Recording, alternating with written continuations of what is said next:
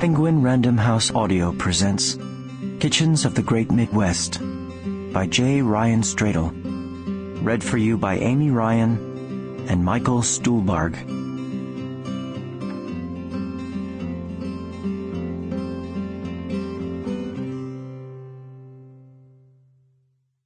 Lutefisk. Lars Thorvald loved two women.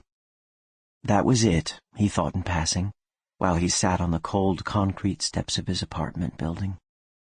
Perhaps he would have loved more than two, but it just didn't seem like things were going to work out like that. That morning, while defying a doctor's orders by pureeing a braised pork shoulder, he'd stared out his kitchen window at the snow on the roof of the Happy Chef restaurant across the highway and sung a love song to one of those two girls, his baby daughter, while she slept on the living room floor. He was singing a Beatles song, replacing the name of the girl in the old tune with the name of the girl in the room. He hadn't told a woman, "I love you," until he was 28. He didn't lose his virginity until he was 28 either. At least he'd had his first kiss when he was 21, even if that woman quit returning his calls less than a week later. Lars blamed his sorry luck with women on his lack of teenage romance. And he blamed his lack of teenage romance on the fact that he was the worst-smelling kid in his grade every year. He stunk like the floor of a fish market each Christmas, starting at age 12. And even when he didn't smell terrible, the other kids acted like he did because that's what kids do. Fish boy, they called him, year-round. And it was all the fault of an old Swedish woman named Dorothy Seaborg. On a December afternoon in 1971, Dorothy Seaborg of Duluth, Minnesota, fell on the ice and broke her hip while walking to her mailbox, disrupting the supply line of lutefisk for the Sunday Advent dinners at St. Olaf's Lutheran Church.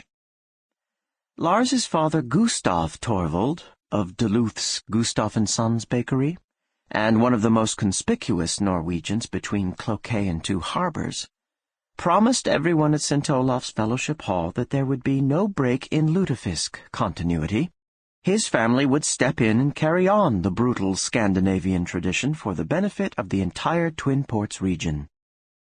Never mind that neither Gustav, his wife Eline, nor his children had ever even seen a live whitefish before, much less caught one, pounded it, dried it, soaked it in lye, re-soaked it in cold water, or done the careful cooking required to make something that, when perfectly prepared, looked like jellied smog and smelled like boiled aquarium water.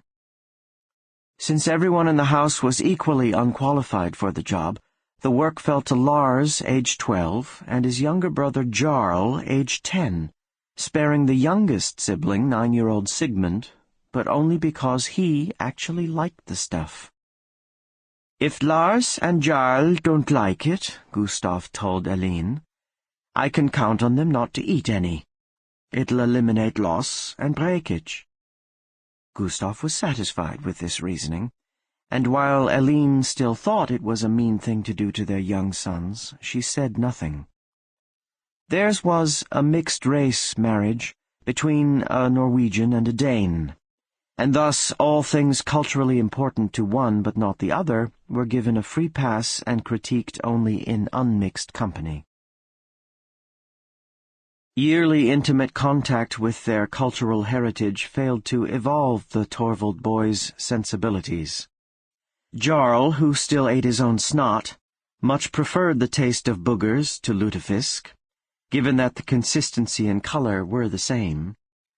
Lars, meanwhile, was stumped by the old Scandinavian women who walked up to him in church and said, "Any young man who makes lutefisk like you do is going to be quite popular with the ladies." In Lars's experience, lutefisk skills usually inspired revulsion, or at best, indifference among prospective dates. Even the girls who claimed they liked lutefisk didn't want to smell it when they weren't eating it. Sample complete. Ready to continue?